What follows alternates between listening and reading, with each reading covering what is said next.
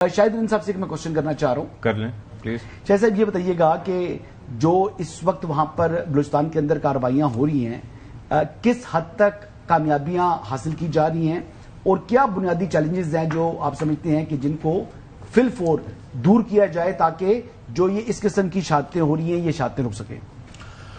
حسن دیکھیں، سب سے پہلی بات آپ نے کہا کہ یہ شہادتیں رک سکیں. میں نے آپ کو بتایا کہ گزشتہ 2 دہائیوں سے آپ ایک لڑائی میں ہیں اور آپ نے پولیٹیکل اونرشپ کے ساتھ اگر گزشتہ 2 دہائیوں میں اس جنگ کو لڑا ہوتا تو آج صورتحال کچھ اور ہوتی. آپ نے پولیٹیکل اونرشپ کے ساتھ فائٹ نہیں کی جس کی کاسٹ آج آپ پے کر رہے ہیں. موجودہ صوبائی حکومت کیا کر سکتی تھی؟ میں نے آپ کو پروگرام کے ابتدائی میں بتایا کہ چیف منسٹر نے پہلے دن پولیٹیکل ٹیم اور بیوروکریٹک ٹیم دونوں کو بٹھا کر بہت واضح لفظوں میں بتا دیا کہ وہ یہ کام کرنے جا رہے ہیں. کوئی ان کے ساتھ ہے تو اس کمرے میں رہے، نہیں ہے کمرہ چھوڑ کے جا سکتا ہے، میٹنگ چھوڑ کے جا سکتا ہے. اس کے بعد پروونشل ایکشن پلان بنا. جو لیجٹمیٹ وائسز تھیں دہشت گردوں کی جو کوئٹہ میں جناح روڈ پہ کھڑے ہو کے ان کے لیے پرچار کر رہی تھیں، آج ان پر 4تھ شیڈیول لاگو ہوتا ہے. مارین کمپنی بہت سارے، میں صرف کسی کا اسپیسیفک نام نہیں لے رہا. اب ایک چیز پہ ہماری کلیئرٹی ہے، چاہے مذہب کے نام پہ دہشت گردی ہو چاہے قومیت کے نام پہ دہشت گردی ہو، جو بیرل آف گن سے بات کرے گا اسے جواب بیرل آف گن سے دی جائے گی. ہم کسی حد تک یہ کنفیوز نہیں ہے کہ فلانا ناراض بلوچ ہے اور فلانا دہشت گرد ہے. نیشنل ایکشن پلان کو بناتے ہوئے بھی یہ کنفیوژن کچھ پولیٹیکل پارٹیز نے کریٹ کی، تو ہمیں کوئی اس میں کنفیوژن نہیں ہے. اور خاور صاحب نے ابتدا میں ایک بات کی کہ پولیٹیکل گورنمنٹس تھوڑا سا کسی بات پہ گھبراتی ہیں یا تھوڑا سا ہولڈ کرتی ہیں. 2.5 سال میں 2 چیزوں پہ ہم بہت کلیئر ہیں کہ اس دہشت گردی کی جنگ کو پولیٹیکل اونرشپ کے ساتھ لڑنا ہے، اپنی فورسز کو اسٹرینتھن کرنا ہے. ایک چھوٹی سی مثال آپ کو دوں گا، اس وقت میں وہ ڈسکلوز نہیں کر سکتا لیکن کچھ ایسے سرپرائزز ہیں جو آنے والے دنوں میں ہمارے کاؤنٹر ٹیررزم ڈپارٹمنٹ کو جس اکوپمنٹ کی ضرورت تھی، جس ٹیکنالوجی کی ضرورت تھی، وہ انہیں پرووائڈ کیا جا رہا ہے. اور آنے والے دنوں میں جو دہشت گرد ہیں ان کو ان کا جب جواب مل رہا ہوگا تو اس میں وہ چیزیں نظر آئیں گی. وہ ٹیکنیکل اکوپمنٹس ہیں، وہ بہت سی ایسی چیزیں ہیں جو ہماری فورسز کی آن گراؤنڈ ریکوائرمنٹ ہے. اور چیف منسٹر بلوچستان سرفراز بگٹی اس بات پہ واضح ہیں کہ اگر 200 ارب روپے کا ڈیولپمنٹ بجٹ روک کر بھی انہیں اپنی فورس کو اسٹرینتھن کرنا پڑا تو بلوچستان میں ڈیولپمنٹ کو روک کر بھی اس کو اسٹرینتھن کریں گے. شاہد صاحب آپ کچھ ایڈ کرنا چاہیں؟ کوئی سوال آپ کے ذہن میں ہو شاہد صاحب کے لیے؟ نہیں، پہلی بات تو یہ ہے کہ اس وقت جو صورتحال ہے بلوچستان میں، آپ 100 میں سے کتنے فیصد کامیاب ہیں دہشت گردوں کو کچلنے میں، اور اس کے نتائج کیا نکلے ہیں؟ بھائی آپ 2-4 گھنٹے کا ان کا ٹرائل کریں، ان کو اگلے دن پھانسی پر لٹکائیں اور ان کی لاشیں جو ہے چراہوں پر لٹکی نظر آئیں کہ یہ ہیں وہ لوگ جو ہمارے لوگوں پر حملے کر رہے تھے.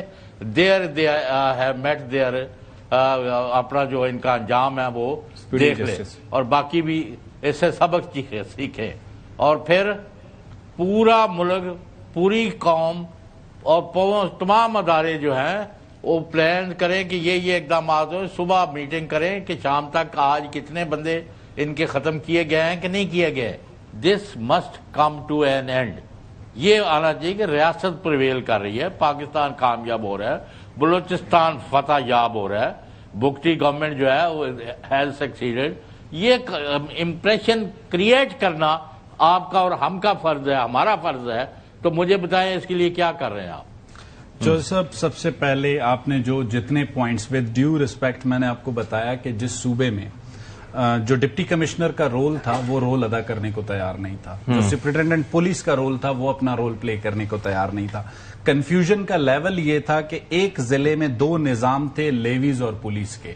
دہشت گردی کا حملہ ہوتا تھا، ہم جب جواب طلبی صوبائی حکومت کرتے تھے تو جواب یہ ملتا تھا یہ لیویز کا ایریا، یہ پولیس کا ایریا ہے. Provincial action plan D G ISPR اپنی پریس کانفرنس میں بتا چکے ہیں کہ نیشنل ایکشن پلان پر اگر کسی صوبے نے اس کی روح کے مطابق عمل کیا ہے تو وہ بلوچستان ہے. 4تھ شیڈیول سے لے کر یہ جو دہشت گردوں کی لیجٹمیٹ وائسز آج بیہائنڈ دا بار ہیں، یہ کریڈٹ اسی چیف منسٹر بلوچستان سرفراز بگٹی کی گورنمنٹ کا ہے. جو میں نے پروگرام کے ابتدائی میں اشفاق کے سامنے رکھا کہ انہوں نے پہلے دن بہت کلیئرٹی سے بتا دیا کہ وہ اس جنگ کو لیڈ کریں گے. آج میں آپ لوگوں کے سامنے 3 لوگوں کے سامنے یہ کہہ رہا ہوں، 2018 سے 18 تک صرف ایک منٹ مجھے دیجیے گا. 2013 میں جب چیف منسٹر ڈاکٹر مالک بنے تو وزیر داخلہ تھے سرفراز بگٹی. اس وقت टेररिज्म के फिगर्स 2013 के उठाएं और 18 तक के उठाएं, अगर वो डिक्लाइन पे गए हैं तो वजीर दाखिला उस वक्त सरफराज भुट्टी था। उसी पॉलिसी को, लाजमी सी बात है, वो एक चीफ मिनिस्टर के साथ काम कर रहे थे, उन्होंने चीफ मिनिस्टर को ओबे करना था।